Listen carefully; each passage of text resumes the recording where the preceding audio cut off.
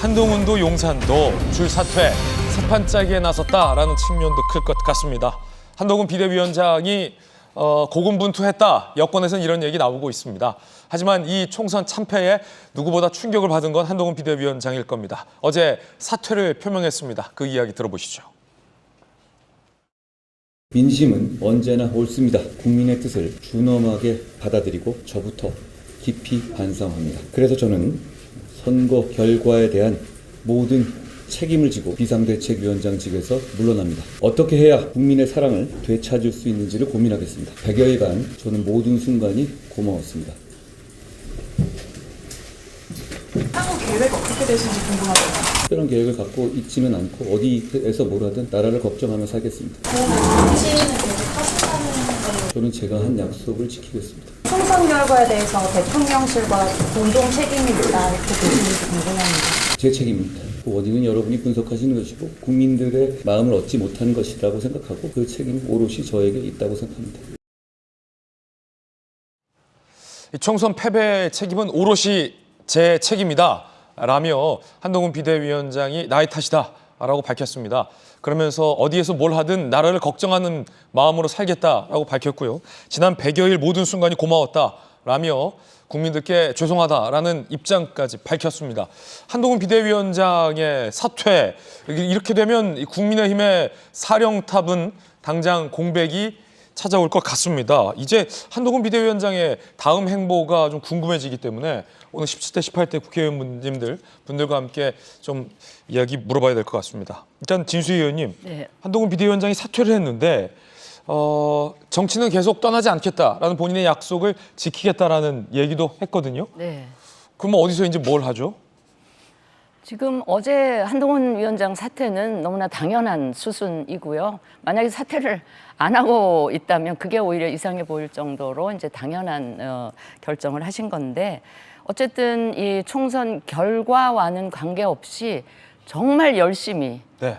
자신 거의 방전될 정도로 최선을 다했다는 그런 평가는 해드리고 싶은데 이제 문제는 잘하는 것과 열심히 한 거는 이제 구분이 돼야 되죠. 열심히 하면서 결과도 좋았더라면 좋았겠지만 어쨌든지 결과에는 책임을 져야 하는 상황인데 운동 기간 중에도 그런 의지를 문득문득 내비치기는 하셨어요. 근데 어제 그 사퇴하면서 곧 다시 돌아올 수 있다는 그 여운을 굉장히 길게 남겼는데 아마도 당분간은 좀 휴지기는 가질 필요가 있을 것 같아요. 예. 그런데 이제 그 국민의힘도 여당으로서 이 리더십의 공백, 부재 상태를 길게 갈 수는 없을 그렇죠. 겁니다. 이제 국회 원구성도 해야 되고 이런 상황이어서 원구성도 사실 지금 이제 원내대표 대행 체제로 당분간은 한두 달 정도는 갈 수도 있을 텐데 앞으로 이제 원이 구성이 되고 하는 그 상황을 보면 원내대표가 계속 오랫동안 이 대행 체제를 가져가기는 불안정하죠. 불안정하기도 하고 로드가 너무 많이 걸리게 네. 되기 때문에 되도록 빨리 이 지도부를 구성하는 게 필요하다고 생각되는 게 제 그 입장인데 그렇다고 지금 선거 끝나자마자 전당대회 판을 벌릴 수는 없고요. 그럴 수는 없죠.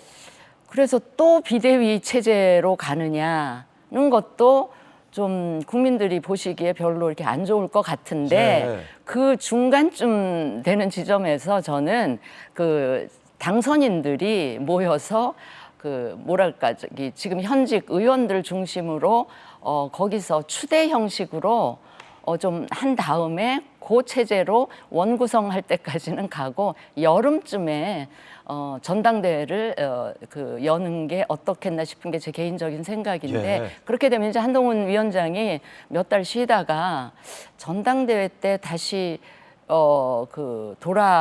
올런지 그거는 아마도 한동훈 위원장 입장에서는 이 이후에 전개되는 전국 상황이나 이런 걸 보면서 돌아올 시점이나 돌아올 공간, 네. 자리 이런 거를 계속 고민하지 않겠나 뭐 그런 생각입니다. 예, 상당히 좀 절묘한 이야기들을 많이 해주셨는데 안효한 의원님, 네.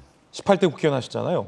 그러면 돌아온다면 언제 돌아올 것으로 보십니까? 그러니까 여름쯤 만약에 전당대회를 하신다면 진수 의원님 말씀 듣고 굉장히 공감이 많이 됐던 게 선거를 이기고 나서야 전당대회를 굉장히 축제 분위기 속에서 할 수 있겠습니다만 선거 참패 이후에 전당대회를 한다고 한다면 흥도 안 나고 당장 뭐 전당대회 하면서 굉장히 흥행도 안 될 것이고 뭔가 조용한 방법으로 차기 지도부를 이렇게 선출하는 방법을 가져갈 것 같은데 전당대회 때 다시 돌아올 것이냐 아니면 전당대회를 패스하고 시일을 좀 한참 더 1년 반 이후 대선 국면에 돌아올 것이냐. 안영환 님은 어떻게 보십니까? 일단 뭐 진수희 장관님 말씀하신 것처럼 사실 굉장히 복잡한 함수 관계에 있습니다. 네. 지금 당장 전당대회 열 수도 없는 거고요. 예. 그렇다면은 당선인들이 지금 원내대표도 사실 어느 정도 책임권 안에 있는 겁니다. 네. 당 지도부이기 때문에. 그렇다면은 당선인들이 미리 원내대표를 미리 선정을 해서 그분이 피차 현역 의원 중에 한 분일 테니까요. 예. 그분이 직무 대행을 하면서 그러면서 전당대회를 준비하고 넘기는 것도 한 방법일 것 같습니다. 그렇군요. 예.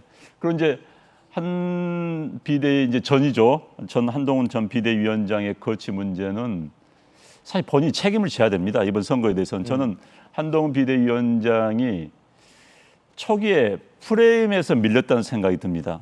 저쪽에서 정권 심판을 나왔을 때 여당이 야당을 심판하는 사실 굉장히 드문 프레임이었습니다. 그 초창기에 통했을지 모르지만 각종 이제 무슨 뭐 정부 여당이 실책으로 말미암아 그 프레임이 희석화돼 있었거든요. 그럼 차라리 뭐 비전을 제시한다든지 큰 이슈를 제기해가지고 이슈로 덮을 수 있는 그런 프레임을 제기했으면 좋았을 텐데 마지막에 2조 뭐 심판이라는 작은 어떤 면에서 국민들한테 작은 거거든요. 국민 삶과는 큰 차이가 삶에는 큰 영향을 미치지 않는 그래서 프레임 전쟁에서 졌다는 그런 생각이 듭니다. 어찌됐든 책임을 져야 되는 거고요. 그리고 아마 본인은 이제 이런 고민을 할 겁니다. 첫 번째는 정치를 계속 해야 될 것인가 말 것인가. 이건 본인의 권력 의지와 맞물린 문제입니다. 두 번째는 이제 권력 의지가 있다고 한다면은 등판 시기를 6월에 등장할 것인가, 2년 후에 등장할 것인가. 네. 근데 6월 등장을 한다면은 또 비판의 소지가 있죠. 패장이 또 나서려고 하느냐. 그런데 아직 이제 이번 선거를 치르면서 한동훈 비대위원장, 전 비대위원장이 굉장히 팬덤을 형성한 건 맞습니다. 네. 보수 진영 내에서 사실 이 선거판이라는 것은 장터가 생긴 겁니다. 그러면 많은 주자들이 그 장터에 뛰어들어서 자기 물건을 팔기를 원하는데 한동훈 비대위원장은 자기 물건을 굉장히 많이 팔았어요. 굉장히 팬덤을 만들었습니다. 그래서 전당대회에 나가면 이길 가능성이 높습니다. 그러나 또 책임론이 있기 때문에 아마도 이번 전당대회에서 뽑힌 당 대표는 다음 총선까지 갈 수가 없습니다. 지금 임기 2년이기 때문에 별 선거에 영향을 미치지 못하는 당 대표. 게다가 중간에 무슨 보궐선거에서 많이 참패한다면 또 물러날 수밖에 없는 당 대표일 가능성이 높기 때문에 미리 지금부터 장악을 하는 거냐, 아니면 한 2년을 쉬고 다음 당 대표 선거에 도전하느냐, 아니면 그것도 쉬고 대통령 선거 직전에 번쩍 다시 한번 혜성처럼 등장하느냐, 이 세 가지 가능성을 놓고 고민을 할 것 같습니다. 말씀 들어보니까 그 세 가지 시점밖에 없겠군요.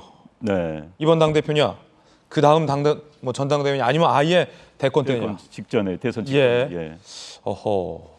상당히 한동훈 전 비대위원장 입장에선 고민이 깊어질 것 같습니다. 여권 내에서는 한동훈 비대위원장이 사퇴하고 책임을 지는 것은 당연한 수순이지만 이 총선 참패가 어디 한동훈 전 비대위원장 탓뿐이겠느냐라는 얘기가 많이 언론 보도로도 나오고 있는 상황.